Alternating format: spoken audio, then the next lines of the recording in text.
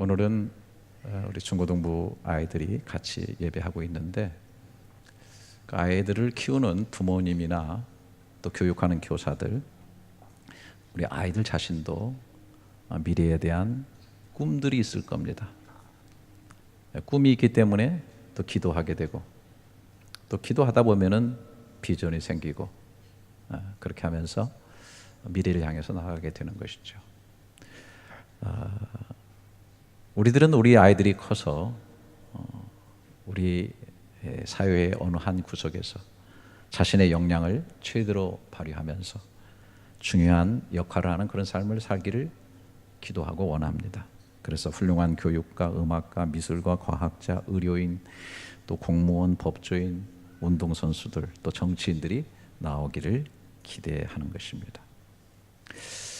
만약에 우리 아이들 가운데 커서 대한민국의 모든 정보를 취급하는 정보 관련해 최고의 수장이 된다면 어떨까요? 그 아이 참 성공적으로 잘 컸다, 그렇게 얘기할 수 있을 겁니다. 만약에 우리 교회 출신 아이가 국회의원이 돼가지고 그것도 여러 번 당선되어서 의정활동을 맹렬하게 잘 한다면은 또 굉장히 자랑스럽고 성공적이라고 얘기할 겁니다. 우리 교회 출신 아이가 대한민국의 행정의 수반인 국무총리가 되어가지고 국가의 모든 일들을 감당한다고 한다면은 그 아이 참 잘 컸구나, 그렇게 얘기를 할 것입니다. 여러분, 그런데 몇 주 전에 여러분이 아시는 것처럼 우리 한국 정부부의 제1대 중보부장을 지내고 국회의원에는 9번이나 당선이 돼서 구선 의원으로 활동을 했고, 또 국무총리를 2번이나 역임한 분이 돌아가셨습니다. 김종필 씨죠. 이렇게 겉으로 보게 되면은 굉장히 화려하고 또 성공적인 삶을 살았다고 볼 수 있을 겁니다. 그런데 그분이 이런 유명한 얘기를 했죠. 정치는 허업입니다. 실업은 움직이는 대로 과실을 따니까 실업이지요. 경제하는 사람들을 왜 실업가라고 하냐면 과일을 따먹거든. 정치하는 사람은 이름은 날지 모르지만 속은 텅텅 비었거든. 나도 2, 3년 후에는 어떻게 살까 걱정이요. 이런 얘기를 했습니다. 이 허업이라고 하는 것은 겉으로는 굉장히 화려한데 실속이 없다는, 즉 열매가 없는 거라는 것을 얘기하는 것이고요. 반대로 여기 실업이라고 하는 것은 우리가 한자로 이렇게 쓰는데, 제가 오늘 제목 달았을 때 허업 다음에 실업이라고 했는데 그 실자가 열매 실자입니다. 그래서 열매가 있는 사업. 원래는 제조업을 말하는 것으로 쓰이는데 제가 오늘 광범위한 의미로 열매 있는 사업이라 이렇게 사용하도록 하겠습니다.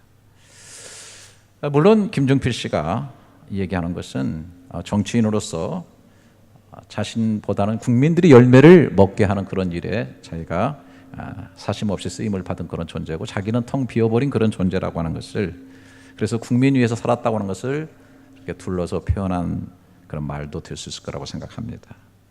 그런데 그것뿐만 아니라 뭔가 근본적으로 더 깊은 의미를 가지고 이야기하지 않았을까 생각해 봅니다. 뭔가 열심히 자기 인생을 살았는데 나중에 보니까 겉모양은 있고 화려함과 대단함은 있는데 만족과 의미가 없고 결실이 없는 허무한 삶을 얘기한 것이라고도 볼 수 있겠습니다. 우리 시대를 살았고, 아니 그 이전부터 살았고, 정말 정치에 또 한국의 역사의 격변사에 같이 있었던 분이기 때문에 그런 분들의 이 얘기를 곱씹으면서 깊이 의미를 새기는 것도 나쁘지 않다고 생각합니다. 그런데 성경에 보게 되면은 이 김종필 씨와는 비교할 수 없는 이 세상의 최고의 지혜자였고, 그 직위로서는 왕부터 시작해가지고 못 해본 것이 없는 사람이 등장하고 있어요. 바로 솔로몬입니다. 솔로몬은 전도서 2장 10절에 이렇게 말했습니다. 무엇이든지 내 눈이 원하는 것을 내가 금하지 아니하며 무엇이든지 내 마음이 즐거워하는 것을 내가 막지 아니하였으니 이는 나의 모든 수고를 내 마음이 기뻐하였습니다. 이것이 나의 모든 수고로 말미암아 얻은 몫이로다, 그랬습니다. 여러분, 눈이 보아서 원하는 것은 다 가져봤다는 얘기입니다. 내 마음이 가가지고 저거 하면 즐거울 거다 한 것은 다 해봤다. 세상에 이렇게 살 수 있는 사람이 얼마나 있을까 한데 정말 이분은 그런 삶을 살았다고 당당하게 고백하고 있는 것입니다. 이것이 나의 수고로 말미암아 얻은 몫이라고 얘기를 하고 있으니까 참 기가 막히죠.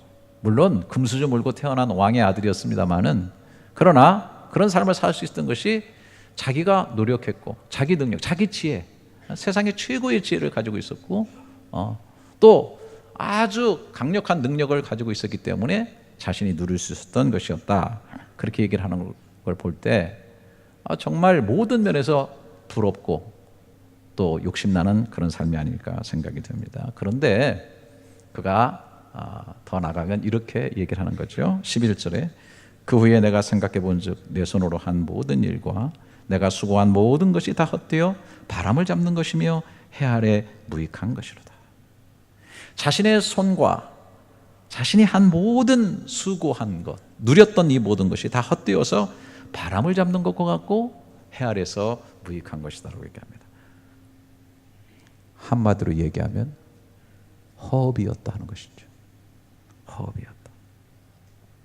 요즘 월드컵 축구가 한참인데, 축구 경기로 말하면 화려한 개인기로 그리고 강한 조직력으로 전부 한 110km 이상 뛰면서 열심히 경기를 지배했는데 골을 못 넣었어요. 아니, 골을 먹었어요. 그래서 16강도 못 가고 피파 랭킹 1위였지만은 한국 때문에 짐 싸고 떠나야 했던 독일 축구 같은 그런 것을 허업이다, 그렇게 얘기할 수 있는 거예요. 네. 얼마나 김 빠지는 일입니까? 정말 우리 인생이 이렇게 허업이 된다면 얼마나 고통스럽겠어요? 인생의 깊은 지혜 속에서 자신의 그 삶을 허업으로 느낀 이 솔로몬이 그래서는 안 되겠다 싶어서 인생들에게 쓴 글이 바로 잠언서와 전도서인 것이죠. 그리고 오늘 제가 읽어드린 이 본문은 잠언서 맨 처음에 나오는 것입니다.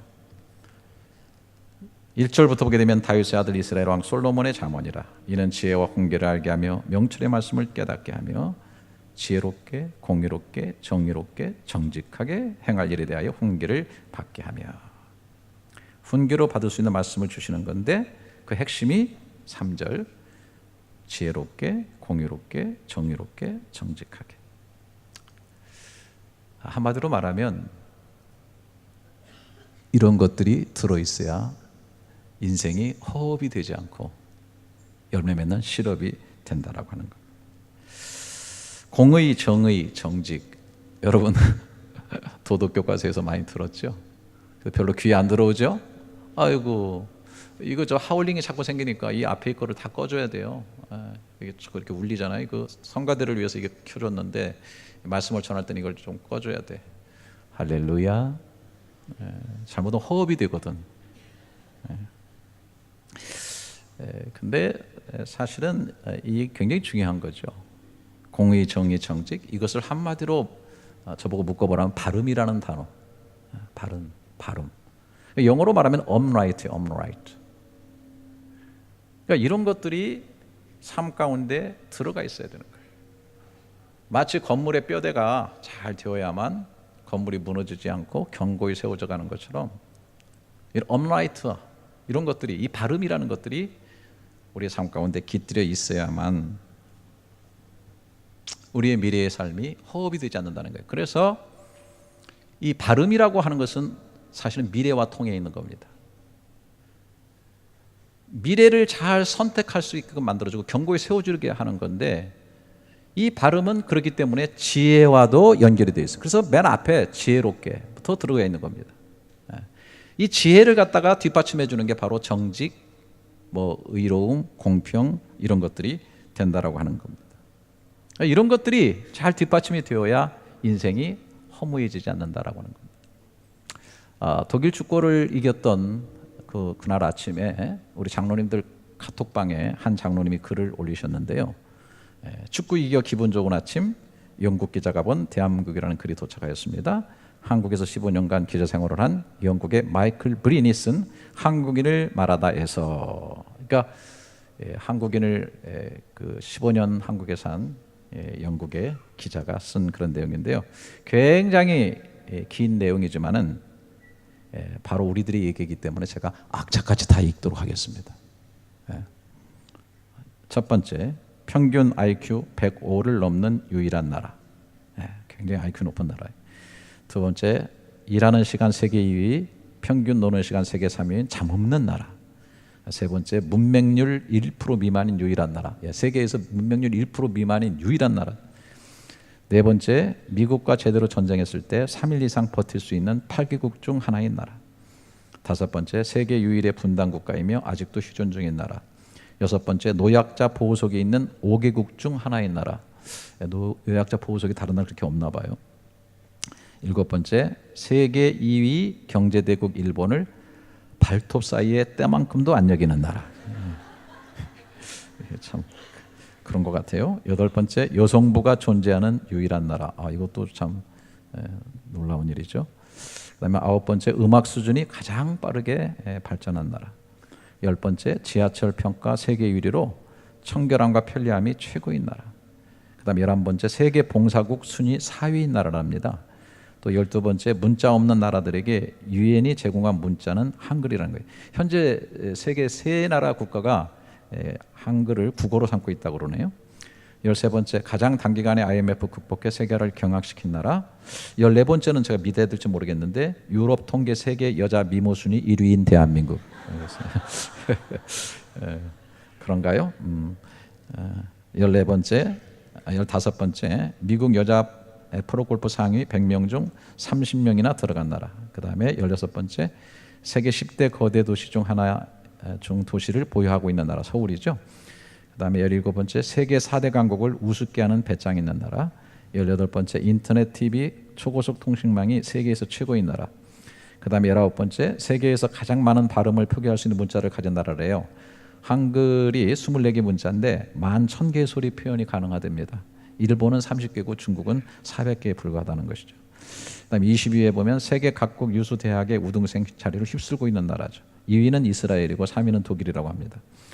21번째, 한국인은 유태인을 게으름뱅이로 보이게 하는 유일한 민족. 까칠하고 비판적이며 전문가 뺨치는 정보력으로 무장한 한국인. 아주 정보력이 대단하죠. 그다음에 22번째, 세계에서 가장 기가 센 민족. 한국인은 꼭 강한 사람에게 놈자를 붙인다. 미국 놈, 외놈, 떼놈, 러시아 놈. 무의식적으로 놈자를 붙여 깔보는 게 습관이 됐다. 23번째, 그러나 약소국에겐 관대하다. 아프리카 사람, 인도네시아 사람, 베트남 사람. 이런 나라엔 놈자를 붙이지 않는다. 24번째, 한국의 사냐는 음향이 강하게 충돌하기 때문에 강할 밖에 없다. 강한 기는 강한 종자를 생산한다. 그러니까 우리가 강한 종자인 것 같아요. 25번째, 한중일 삼국 중 한국의 진달래가 가장 예쁘고 인삼의 질도 월등하다. 물맛도 최고고 음식도 정말 맛있다. 26번째, 세계에서 한국의 꽁처럼 아름다운 꽁이 없고 한국의 한우처럼 맛있는 고기는 없다. 27번째, 한국인이야말로 세계에서 가장 기가 강한 민족이다. 28번째, 한국의 독립운동사만 봐도 알 수 있다. 중국은 광활한 대륙, 끝없는 사막, 넓은 고원을 언급하며 스스로 대인이라고 부르지만 천만의 말씀이다. 얼핏 대륙에서 태어난 중국인이 마음도 넓고 강할 것 같지만 결정적으로 보면 한국보다 기가 약하다는 거예요. 1932년 일본이 중국의 만주국을 건설하고 1945년 폐망하기까지 13년 동안 난징 대학살을 포함해서 일본 사람들이 중국 사람을 죽인 인구가 3,200만 명을 죽였어요. 그런데 스스로 일어나가지고 일본 고위층을 암살한 경우는 전무하다는 겁니다. 그런데 비해 한국은 35년 동안 3만 2천 명이 죽었어요. 피학살자가 중국의 1000분의 1밖에 안 돼요. 그런데 일본 고위층 암살 시도가 성공 횟수는 세계가 감탄할 정도다. 1909년 안중근 의사는 하얼빈역에서 전 일본 총리 이토 히로부미를 살해했고 1932년 이봉창 의사는 도쿄에서 일왕에게 폭탄을 던졌고 같은 해 윤봉길 의사는 상해에서 폭탄을 던져 상해 필기군 시가라가와 대장 등 일제 고위장성 10여 명을 살상했고 1926년에 나석주 의사가 민족경제파트너의 주범인 식산은행 동양척식 주식회사에 폭탄을 투척해가지고 조선철도회사에서 일본인을 저격한 후 자살했고, 그래서 완전히 달라도 너무 달라. 그래서 중국과 한국은 타고난 기가 다르답니다. 광활한 대륙은 기를 넓게 분산시켜 기운 빠지는 지형인데 한반도는 좁은 협곡 사이로 기가 부딪혀서 세계에서 가장 기가 센 나라가 됐다. 30번째, 1950년 해방 무렵 한국은 파키스탄 제철 공장으로 견학을 갔답니다. 필리핀으로 유학을 떠났답니다. 이제는 역으로 그들이 한국으로 배우러 온다. 국력으로 치자면 세계 끝에서 두세 번째 하던 나라가 이제는 세계 10위권 안으로 들어갔다. 마지막 31번째, 현재 한국은 중국에 리드당할까 막 겁내고 있다. 절대 겁내지 마라. 중국과 한국은 기부터 다르다. 세계 IT 강국의 타이틀은 아무나 갖는 자리가 아니다. 180년 주기로 한국의 기후는 상승했는데 지금이 바로 그때다. 어느 정도의 난관이 있을지 모르지만 틀림없이 이를 극복하고 도약하리라 믿는다. 자부심이 느껴지죠? 저는 여기다가 제가 2개를 더 넣습니다. 32번째, 세계 랭킹 1위인 독일 축구를 2골차로 이기는 세계에서 5번째인 나라. 33번째, 세계 어느 곳에 가든지 한국인이 모이는 곳마다 교회 세우는 나라. 대단하죠? 그러니까 제가 태어나기 1년 전 1957년에 국민소득이 67불이었어요. 근데 지금은 국민소득 3만 불 시대가 됐어요. 서구 국가들이 200년 걸린 그 성장을 5, 60년 안에 그것도 산업화와 민주화를 동시에 이루었습니다. 정말 자랑스럽죠. 그런데 우리가 OECD 국가 중에서 자살률이 1위입니다. 하루 평균 40명 이상이 자살하고 있습니다. 이혼율 1위입니다. 정말 저와 여러분들이 가슴에 손을 얹고 이렇게 자랑스럽고 이렇게 대단한 민족이지만은 바로 이 시점에 우리가 정말로 행복한가? 정말로 행복의 열매를 누리고 있는가 하는 것에 의문을 표하지 않을 수가 없습니다. 아까 그 15년 기자 생활을 하면서 이 글을 쓴 마이클 브린이 그 앞부분에서 얘기한 내용이 있는데 제가 그걸 빠뜨렸어요. 일부러. 간단히 그냥 지나갔기 때문에 한국인은 부패, 조급성, 당파성 등 문제가 많으면서도 또한 훌륭한 점이 많다 이렇게 표현했어요. 우리 사회의 구석구석을 뒤집어 보면은 발음이 빠져 있는 것을 많이 보게 됩니다. 고속 성장을 하고 많은 것을 이루는 일을 하면서 공의, 정의, 정직 같은 것들이 무시되고 있었지 않은지 모릅니다. 뭐로 가도 서울만 가면 되고 꼭 닦는 게 매라는 식으로 발음을 무시했던 그 결과가 모든 것들을 허업으로 만들고 있지 않나 생각이 됩니다. 솔직히 지금은 모든 영역에서 이 발음을 회복하려는 움직임들이 굉장히 많습니다. 정치, 경제, 교육, 국방, 사회에서 그렇습니다. 미투 운동도 그 중에 하나라고 저는 생각을 합니다.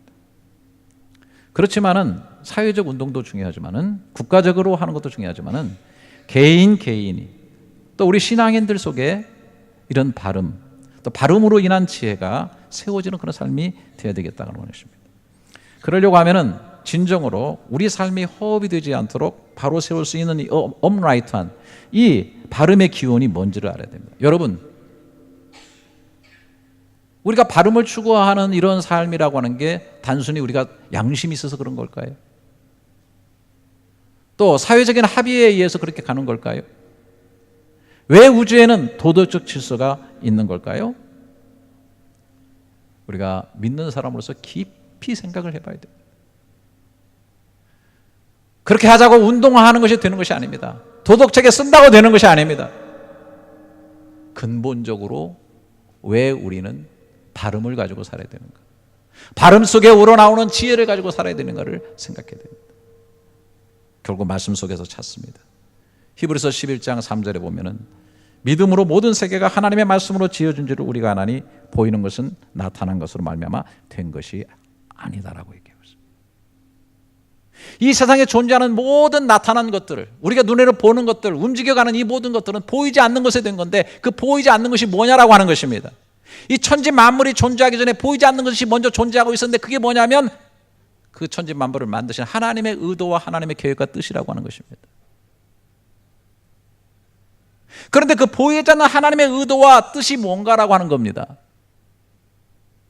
시편 33편을 한번 보시겠습니다. 뭐 잠에 빠져도 할 수 없지만은 그래도 한번 잘, 말씀이 중요해요. 말씀이 중요하니까 말씀을 잘 보시기 바랍니다. 4절, 여호와의 말씀은 정직하며 그가 행하시는 일은 다 진실하도다. 그는 공의와 정의를 사랑하신다. 세상에는 여호와의 인자하심이 충만하도다. 그런 하나님의 여호와의 말씀으로 하늘이 지음이 되었고 그 만상을 그의 입 기운으로 이루었도다. 그러니까 세상이 하나님의 정직과 공의를 바탕으로, 그리고 더해서 뭐예요? 인자하심. 그러니까 하나님의 속성 속에는 공의, 정직, 바름 이런 것들이 들어가 있고요. 그 다음에 인자하심이 있는 거예요. 이런 것들을 기반으로 해서 그 의도가 말씀으로 나오게 되면서 세상이 만들어진 거예요. 그러니까 세상의 원리는 그것에 의해서 살아가야만 허업이 되지 아니하고 실업이 되는 삶이 되는 거예요. 9절, 그가 말씀하심에 이루어졌으며 명령하심에 견고히 섰도다. 여호와께서 나라들의 계획을 폐하시며 민족들의 사상을 무효하게 하시도다. 다 사상들이 일어나고 계획들이 일어나지만은 하나님의 계획과 하나님의 뜻이 결국은 세상을 이끌어 간다는 얘기입니다. 여호와의 계획은 영원히 서고 그의 생각은 대대에 이르리로다. 12절을 보십시오. 여호와를 자기 하나님으로 삼은 나라 곧 하나님의 기업으로 선택된 백성은 복이 있도다. 제가 이제 오늘 허업과 실업, 이름을 제가 붙이느라고 고민을 많이 했는데, 허업과 실업, 그리고 제가 그냥 넘어갈 수 없어 그리고 기업이라고 제가 만들었어요. 기업. 여러분 성경에 여러분 한번 찾아보세요. 성경에 기업이라는 단어가 굉장히 많이 나와요. 이미 창세기부터 하나님께서 가나안을 아브라함의 기업으로 주셨다. 기업이라는 말이 굉장히 많이 나와요. 오늘 여기도 보니까 이렇게 공의와 정직을 가지고 인자함으로 세상을 만들어 가시고 운영하시는 그 하나님, 그 하나님의 의도를 알고 그 하나님을 자기 백성으로 삼은 사람은 복이 있는 백성이고 여호와의 기업, 하나님의 기업으로 선택된 백성이라고 얘기하고 있는 것입니다. 좀 제가 오늘 그냥 섣부르게 먼저 얘기합니다. 허업 넘어 실업의 삶이 돼야 되고 실업 넘어 기업의 삶이 돼야 된다라고 합니다. 이런 과정으로 가려고 하면은 세상 속의 법칙으로 존재하고 있는 하나님의 말씀의 법칙들, 거기 속에 나오는 우주적 도덕적 법칙이 뭔가 있을 것이라고 하는 것에 선행하는 그런 것을 주는 정직과 의와 공평과 바르게 함에 하나님의 의도를 알아야 된다고 합니다. 제가 여기 오늘 학생들이 있어서 제가 잘 얘기하는 말인데 학생들 좀 보세요. 성경에 보면 태초에 말씀이 있었죠. 말씀이 오늘 여기 경고에 있으면서 세상을 만들었는데 그 말씀이 뭐예요? 요한복음에 보면 태초에 말씀이 있는데 말씀을 홀 로고스라고, 로고스. 로고스라는 게 뭐예요? 레틴어는 로기아라, 로기아. 로기아가 영어로 올 때 러지가 된 거예요, 러지. 테크놀로지, 기술학, 터미놀로지, 언어학, 바이올로지, 생물학, 테올로지, 신학, 모든 세상의 학은 로지, 로고스, 하나님의 말씀에서부터 출발하는 거예요. 여러분들이 그 어떤 것을 배우든지 깊이 파고 들어가면 그것은 태초의 말씀이 있었느니라. 말씀의 원리 속으로 들어가게 되는 거예요. 그 말씀의 가장 깊은 곳에 하나님의 여러 가지 것들이 작동하는데 오늘 말씀처럼 하나님의 공의와 정의와 공평과 그리고 인자하심이 작동하고 있는 거예요. 그래서 우리가 우리 삶을 살아가면서 그걸 추구해야 되는 거예요. 발음을 추구해야 되는 거예요. 하나님이 그렇게 만들어 놓으셨기 때문에. 여러분들이 얼마 전에 제가 저기 뉴스에 보니까 그 10대 아이들이 그 나무 면허증 하나 주워가지고 그걸 가지고 우리나라 정말 그런 것도 어떻게 보면 굉장히 개판이에요. 그래가지고 차를 렌트해가지고 술 먹고 4명에 5명이서 막 광란히 질주를 했는데 그게 요즘에는 다 카메라에 찍히잖아요. 그래가지고 그대로 가서 막 들이받아 뒤집어져가지고 다 죽고 하나만 중경상 거의 지금 뭐 제대로 살지를 못해. 얼마나 자유롭고 싶었어요? 얼마나 차 타고 싶었어요? 자유 좋아요. 여러분들이 창의적으로 생각하고 뭐 세상 밖으로 나가서 뭐 여러분들이 막 다 하고 싶죠. 그러나 여러분 당장 밖에 나가면 선행하는 교통법규가 우리를 기다리고 있어요. 고속도로를 건설하고 새로운 걸 만들어도 다 선행하는 법규가 존재하고 있는 겁니다. 그런 것들을 정확하게 알고 살아가는 게 진실한 의미에서 지혜인 것입니다. 예? 그런데 요즘은 그런 것들을 잘 안 가르쳐줘요. 요즘 학교는 그냥 지식을 많이 줘요. 요즘 대학가에 불을 밝히고 있는 게 뭡니까? 옛날에는 지혜의 등불을 밝혔고 도서관에서 책을 읽으면서 내 인생이라는 게 뭔가, 미래의 가치라는 게 뭔가, 나는 어떤 철학을 갖고 살아야 되는가 라고 하는 것을 많이 탐구하면서 영혼의 등불을 밝혔는데, 요즘 대학가의 도서관은 취업의 등불을 환하게 밝히고 있는 거예요.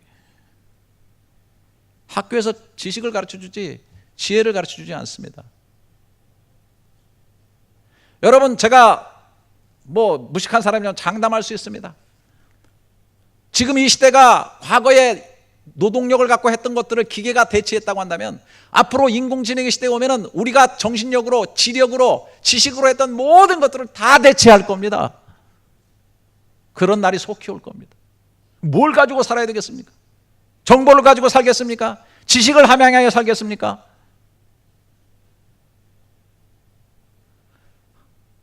깊이 들어 하나님의 말씀의 원리를 알아야 돼요. 공평과 공의와 하나님의 인자하심이 뭔가, 사랑이 뭔가라고 하는 그 가치를 깨달을 줄 알아야 돼요. 그런 것들로 채워야 내 인생이 허업이 되지 않습니다. 열매 맺는 실업이 됩니다. 그리고 기업으로 나가는 겁니다. 하나님의 기업으로 나가게 됩니다. 기업이 뭡니까? 기업, 여러분, 한문의 한자 그 기자가 뭡니까? 사람인에다가 그칠지예요.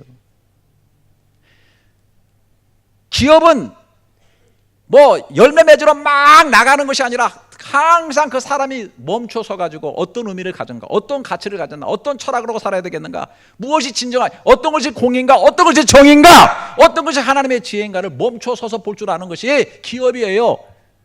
그리고 기업은 사람을 키우는 것입니다. 하나님이 우리를 기업으로 만든다고 하는 것은 하나님이 우리를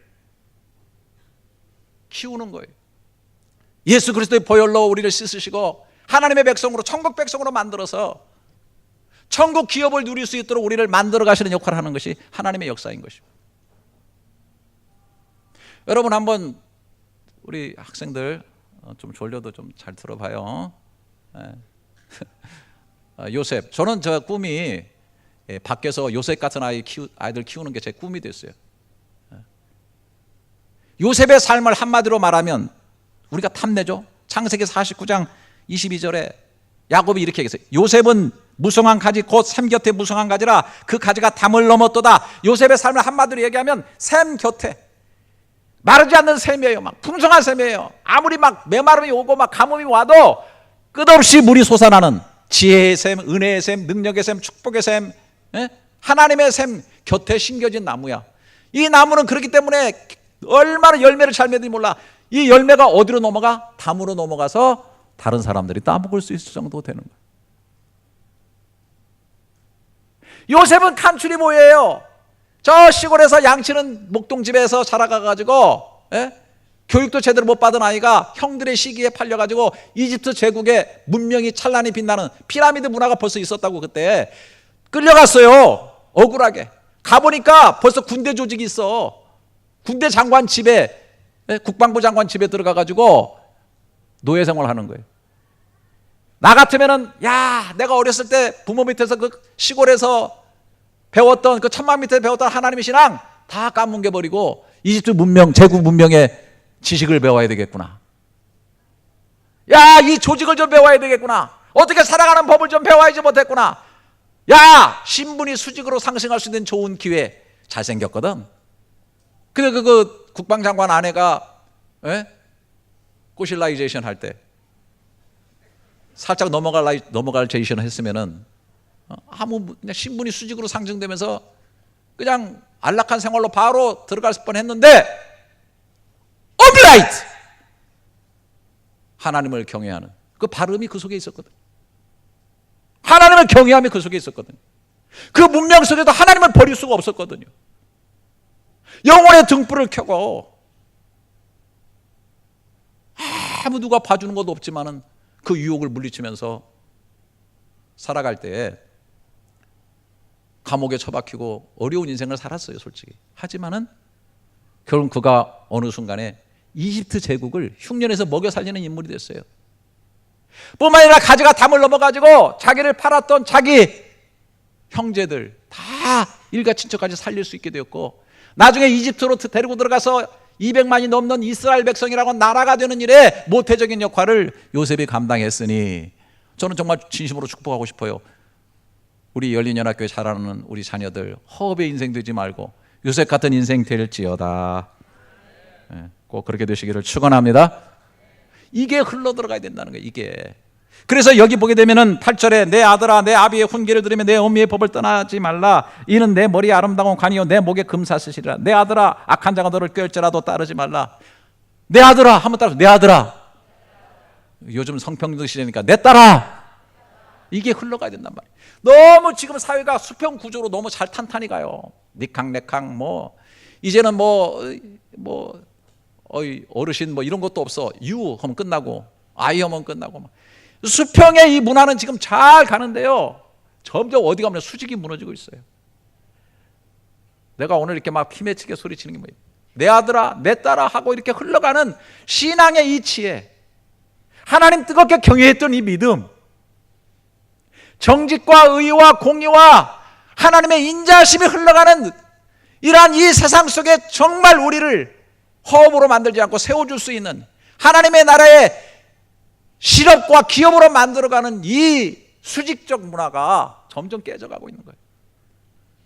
이 사랑하는 열린연합교회 시작한 사랑하는 우리 아이들, 내 아들아 내 딸아 얘기할 때 귀를 열고 들을지어다. 우리 애들만 큰 소리 해봐. 들을지어다. 저거 안 들어. 지금 반항의 시대야. 지금 무슨 구리타분한 그런 말씀을 하세요. 지금 때가 어느 때인데 엄마 아빠 정신 차리세요. 누가 그랬다며? 아빠가 아들한테 야 너도 이제 점점 이제 성인이 되니까 성에 대해서 내가 좀 얘기를 해줄게. 그랬더니 아이가 아빠 눈을 쳐다보면서 아빠 뭘 알고 싶으세요? 지가 다 아는 거야 다. 여러분 시편 127편 3절에 자식은 여호와의 주신 기업이요 태의 열매는 그의 상급이라 그랬어요. 여기도 기업이 나오죠. 여호와의 주신 기업이요. 자식 잘 되면 여호와의 주신 기업이 된다고요. 기업으로 키워야 돼요. 여러분 요즘 자식 잘 키우면 부럽지 않죠? 손흥민, 박지성, 김연아, 아유리, 박인비. 특징 뭐예요? 걸어다니는 기업이야. 자식 하나만 잘 키우면 기업이 돼. 그러나 인간적으로 세상적으로는 그게 허업이 될 가능성이 커요. 돈만 있다고 되는 게 아니에요. 나는 정말 하나님의 말씀이 흘러가고 공의와 공평과 바른과 하나님의 인자하심이 그 속에 들어가 있어서 우리의 자녀들이 이제 하나님이 주신 기업이 될 수 있기를 주님의 이름으로 축원합니다. 나 정말 저도 다 포함해서 자식을 볼 때 저게 하나님이 주신 기업이구나. 저 기업 속에 사람이 살고 있구나. 저 기업 속에 하나님의 열매가 있구나라고 하는 것을 바라볼 수 있는. 그리고 성경에 보면 우리가 하나님의 기업이고 하나님의 나라가 우리의 기업이라는 게 너무 많이 나오고 있어요. 베드로전서 1장 3절 4절에 우리 같이 한번 읽어볼까요? 저 혼자 하면 힘드니까 크게 한번 같이 띄워주셔야죠. 베드로전서 1장 3절 4절 시작.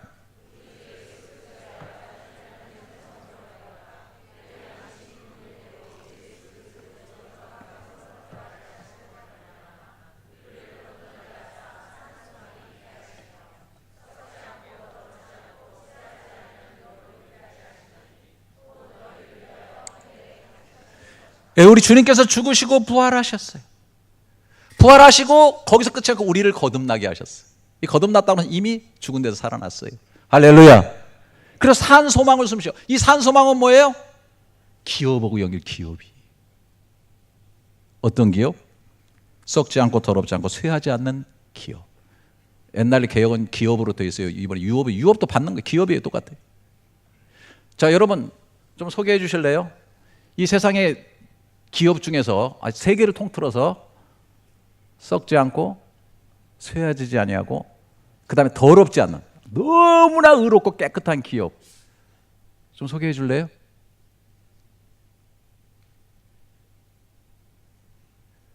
여러분, 쇠하지 않는다, 썩어지지 않는다, 허업이 되는 기업이 아니라는 거예요.